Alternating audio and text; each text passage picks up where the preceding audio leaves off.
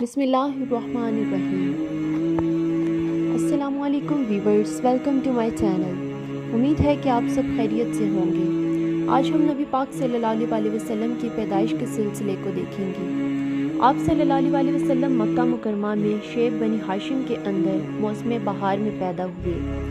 یہ سوموار کی صبح تھی، ربیع الاول کی 9 اور کہا جاتا ہے کہ 12 تاریخ۔ سال وہی تھا جس میں ابراہہ نے مکہ پر حملہ کیا تھا۔ چونکہ وہ اپنے ساتھ ہاتھی بھی لایا تھا اور عربی میں ہاتھی کو فیل کہتے ہیں، اسی لیے اس سال کا نام عام الفیل پڑ گیا۔ اس روز اپریل 571 کی 22 تاریخ تھی۔ پیدائش کے وقت داعیہ کا کام حضرت عبد الرحمن بن عوف رضی اللہ تعالیٰ عنہ کی والدہ شفا بنت عمر نے انجام دیا۔ جب آپ صلی اللہ علیہ وسلم پیدا ہوئے تو آپ کی والدہ کے جسم سے ایک نور نکلا، جس سے ملک شام کے محل روشن ہو گئے۔ پھر والدہ نے عبد المطلب کے پاس آپ کی پیدائش کی خوشخبری بھجوائی۔ وہ بہت خوشی کے ساتھ تشریف لائے اور آپ کو خانہ کعبہ میں لے جا کر اللہ تعالیٰ سے دعا کی اور اس کا شکر ادا کیا، اور اس توقع پر کہ آپ کی تعریف کی جائے گی آپ کا نام محمد رکھا۔ پھر عرب کے دستور کے مطابق 7ویں دن عقیقہ اور ختنہ کیا اور لوگوں کی دعوت کی۔ آپ صلی اللہ علیہ وسلم کو آپ کے والد کی لونڈی ایمن گود کھلایا کرتی تھیں۔ وہ حبشن تھیں اور ان کا نام برکت تھا۔ اللہ تعالیٰ نے ان پر بڑا فضل کیا، چنانچہ انہوں نے آپ کی نبوت کا دور پایا، اسلام لائی اور ہجرت بھی کی۔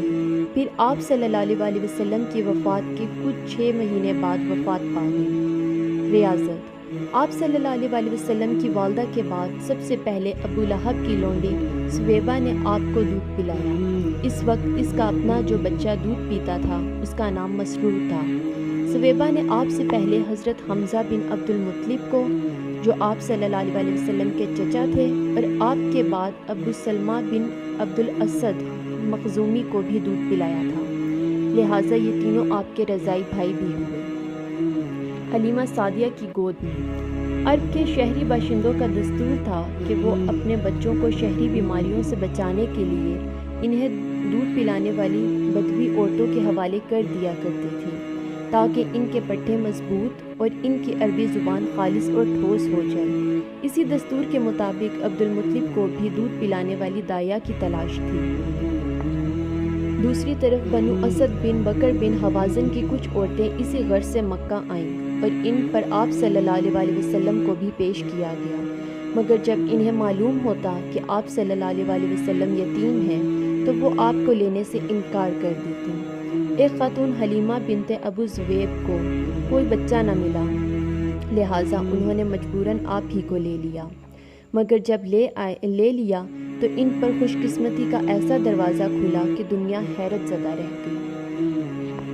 حضرت حلیمہ کے والد ابو زویب کا نام عبداللہ بن حارث تھا اور وہ آپ صلی اللہ علیہ وسلم کے رضاعی نانا تھے۔ حلیمہ کے شوہر کا نام حارث تھا اور دونوں ہی قبیلہ سعد بن بکر بن حوازن سے تعلق رکھتے تھے۔ اس طرح حارث کے بچے بچیاں آپ کے رضاعی بھائی بہن ہوئے، جن کے نام یہ ہیں: عبداللہ، انیسہ، جدامہ۔ ان کا جدامہ کا لقب شیمہ تھا اور اسی سے وہ مشہور ہوئیں۔ وہ قدرے بڑی تھیں اور آپ صلی اللہ علیہ وسلم کو گود کھلایا کرتی تھیں۔ جب تک آپ صلی اللہ علیہ وسلم حضرت حلیمہ کے گھر میں موجود رہے، ان کا گھر برکتوں سے مالا مال رہا۔ حلیمہ کا بیان ہے کہ وہ جب مکہ آئی تھیں تو قحط سالی کا دور تھا۔ ان کے پاس ایک گدی تھی جو اس قدر کمزور اور دبلی تھی کہ پورے قافلے میں سب سے سست اور مریل چال چلتی تھی۔ ایک اونٹنی بھی تھی مگر وہ ایک قطرہ دودھ نہ دیتی تھی۔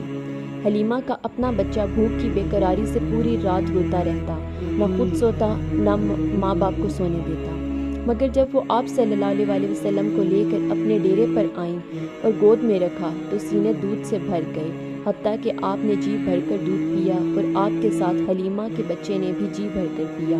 پھر دونوں نے آرام کی نیند لی۔ ادھر شوہر اٹھ کر اونٹنی کے پاس گئے تو کیا دیکھتے ہیں کہ تھن دودھ سے ابل رہے تھے، چنانچہ اس نے اس قدر دودھ دھویا کہ دونوں نے خوب سیراب ہو کر دودھ پیا اور نہایت پرسکون رات گزاری۔ مکہ سے واپسی میں حضرت حلیمہ اسی خستہ حال گدی پر سوار ہوئیں اور اپنے ساتھ آپ کو بھی لیا، مگر اب وہی گدھی جو اس قدر تیز چل رہی تھی کہ پورے قافلے کو کاٹ کر آگے نکل گئی اور کوئی گدھا اس کا ساتھ نہ پکڑ سکا۔ حضرت حلیمہ کا وطن دیار بنو سعد سب سے زیادہ قحط زدہ تھا، مگر اس کے باوجود مکہ سے واپسی کے بعد ان کی یہ حالت ہوئی کہ جب بکریاں چر کر واپس آتیں تو ان کی کوکھ نکلی ہوتی اور تھن دودھ سے بھرے ہوتے، میاں بیوی خوب دودھ دھوتے اور پیتے، جبکہ کسی اور انسان کو دودھ کا ایک قطرہ بھی میسر نہ ہوتا۔